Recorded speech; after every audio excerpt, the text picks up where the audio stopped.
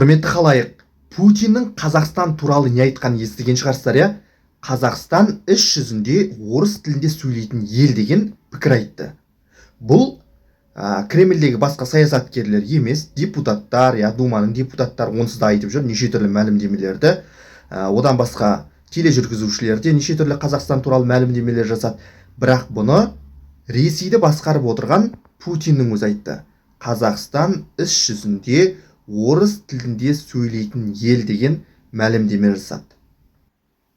Бұны басқа Дума депутаттары, мына саясаткерлер айтса, оны 2 күннің бірінде айтып жатқанын өздеріңіз де жақсы білесіздер. Тіпті мына Путиннің өзі мына Қазақта бұрын мемлекеттілік болмаған деген сияқты Назарбаевтың тұсында Қазақстан өзінің шекарасын айқындады, әлемге танылды деген сияқты осы шамасында неше түрлі мәлімдемелер жасап келді. Енді Тоқаевтың билігінің кезінде Путиннің айтып отырғаны осындай: Қазақстан іс жүзінде орыс тілінде сөйлейтін ел деп отыр. Бұны Ресейді басқарып отырған адамның өзі айтып отыр.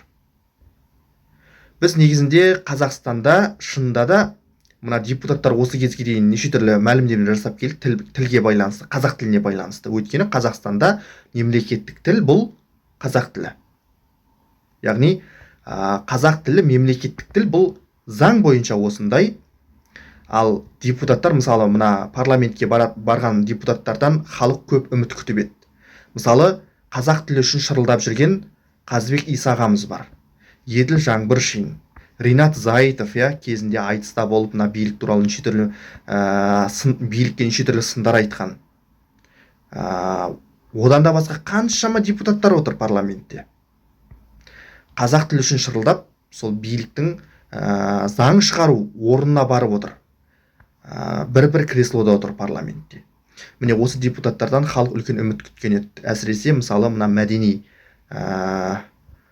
мәдени құндылықтарымызды сақтап қалу үшін. Өйткені тілі жоғалған ұлттың өзі де жоғалады деген сөз бар.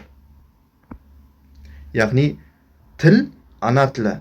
Қазақстанның ол мемлекеттік тілі, ана тіліміз ол қазақ тілі. Бірақ депутаттар қанша осындай мәлімдемелер жасағанмен әлі күнге дейін мына қазақ тілі туралы, қазақ тілі мемлекеттік тіліміз туралы деп айтайықшы, мемлекеттік тіліміз туралы өкінішке орай нақты бір заң қабылданбай келе жатыр. Қалай ойлайсыздар, жалпы Тоқаевтың тұсында қазақ тіліне байланысты заң қабылдана ма? Жаңа заң. Әлде сол бұрынғы заңның аясында өмір сүре береміз ба? Жалпы келесі президент мүмкін Тоқаевтың тұсында осындай қазақ тіліне байланысты нақты заң қабылдану мүмкін ба? Қалай ойлайсыздар?